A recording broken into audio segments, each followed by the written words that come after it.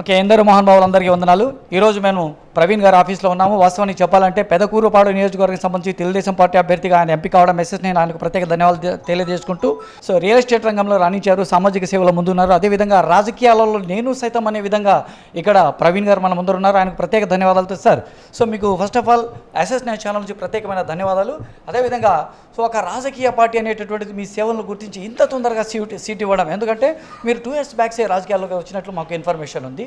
అదేవిధంగా మీరు సామాజిక సేవలో అంటే భాష్యం అనే పేరుతో సో ట్రస్ట్ పెట్టి ఆ ట్రస్ట్ను మీరు చాలా ముందుకు తీసుకెళ్లారు. అదే కాక ఈ ట్రస్ట్లో సో కుల మతాలకు అతీతంగా చాలా సామాజిక సేవ కార్యక్రమాలు చేశారు. సీట్ ఇచ్చినందుకు మీరు ఏ విధంగా ఉన్నారు? అందరికీ నమస్కారం. ముందుగా మీరు అడిగిన ప్రశ్నకి నేను పెదకూరపాడు నియోజకవర్గంలో తెలుగుదేశం పార్టీ అభ్యర్థిగా నన్ను నియమించిన మా అధినాయకుడు శ్రీ నారా చంద్రబాబు నాయుడు గారికి నా నమస్కారాలు, నా కృతజ్ఞతలు.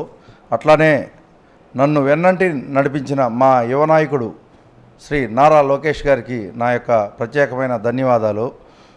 ఇకపోతే నేను గత 2 సంవత్సరాలుగా కాదండి, నేను ఎప్పటి నుంచో పార్టీలో కొనసాగుతూ ఉన్నాను, బ్యాక్ ఆఫీస్లో వర్క్ చేసుకుంటూ ఉన్నాను. పార్టీ గెలుపు కోసం మేము 2014లో కృషి చేశాం. అట్లానే 2019లో కూడా ఎలక్షన్లలో మేము పనిచేయడం జరిగింది, బ్యాక్ ఆఫీస్ వర్క్ చేస్తున్నాము.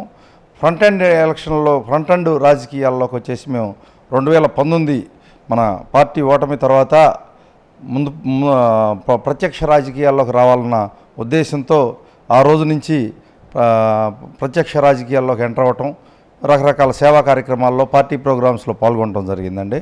ఆ సేవని గుర్తించి యువతకి ప్రాధాన్యత ఇవ్వాలన్న ఏకైక ఉద్దేశంతో చంద్రబాబు నాయుడు గారు, లోకేష్ గారు నాకు ఈ అవకాశం ఇవ్వటం జరిగిందండి. Thank you sir. మీరైతే యువతకు అవకాశం ఇచ్చారంటున్నారు, చాలా అది సంతోషించదగ్గ విషయం. ఇంకో విషయం ఏంటంటే అక్కడ మీకు బలమైనటువంటి కాంపిటీషన్ ఉంది. ఆ కాంపిటీషన్ మీరు ఎదుర్కొని కూడా ఈ సీట్ సాధించడం, అందులో యువకులైనటువంటి మీరు సో రాజకీయాల్లో రాణించడానికి ఎంతవరకు కృషి చేస్తారు? తప్పకుండా అండి. ప్రత్యర్థి బలంగా ఉన్నప్పుడే మన యొక్క ఇదేందో నాకు తెలిసిద్ది. అది నేను గట్టిగా కొట్టగలనండి. కొట్టడంలో కుంభస్థలాన్ని కొట్టినట్టు కొట్టగలను నేను దాన్ని. అది స్వతహాగా తెలుగుదేశం పార్టీ సీట్. అది పెదకూరపాడు నియోజకవర్గం అనేది స్వతహాగా తెలుగుదేశం పార్టీకి సంబంధించిన సీటు. అభ్యర్థితో సంబంధం లేకుండా తెలుగుదేశం పార్టీని గెలిపించడం కోసం ప్రతి ఒక్కళ్ళు ప్రతి యొక్క తెలుగుదేశం కార్యకర్త పనిచేస్తున్నారు. ఇప్పుడు నేను వచ్చినాక రెట్టించిన ఉత్సాహంతో అందరూ ప్రతి ఒక్కళ్ళు పనిచేస్తున్నారు. ఏ ఊరు పోయినా గత 10 రోజులుగా నేను అన్ని గ్రామాలు తిరుగుతూ ఉన్నాను. ఏ గ్రామం పోయినా బ్రహ్మరథం పడుతున్నారు. అట్లానే నిన్న మోడీ గారి మీటింగ్ కూడా విపరీతమైన రెస్పాన్స్ వచ్చింది. దాదాపు మన నియోజకవర్గం నుంచి 25,000 మంది తరలి వెళ్ళటం జరిగిందండి. అది ఒకటే మంచి నిదర్శనంగా నేను చెప్తున్నాను. సార్ ఒకటి, మీరు 25,000 మంది తరలి వెళ్ళడం జరిగిందని చెప్తున్నారు. అంతేకాక మీరు అక్కడ ఎప్పుడైతే అభ్యర్థిగా ప్రకటించారో వెంటనే అక్కడ చాలా మందిలో అంటే వైఎస్ఆర్సీపీకి సంబంధించిన వాళ్ళలో కూడా ఒక రకమైనటువంటి మేము ఎక్కడ భయపడిపోతామో అంటే భయంతో మేము ఓడిపోతాం అన్నటువంటి ఆలోచన విధానంతో ఉన్నట్లు వార్తలు వచ్చింది. మీ యొక్క సో విజ్ఞతతో మీరు కూడా అదే విధంగా ముందుకు తీసుకెళ్తున్నారని మాకు ఇన్ఫర్మేషన్ ఉంది. నిజమేనా ఇది? అది డెఫినెట్గా అండి. ప్రత్యర్థి విషయంలో ఎటువంటి ఇది లేకుండా గత 5 సంవత్సరాలుగా కార్యకర్తలను ఇబ్బంది పెట్టిన సందర్భాలు ఉన్నాయి. ఆ ప్రత్యర్థిని ఓడగొట్టి మా పార్టీని గెలిపించుకొని నేను మా కార్యకర్తలకు న్యాయం చేయాల్సిన అవసరం ఉంది.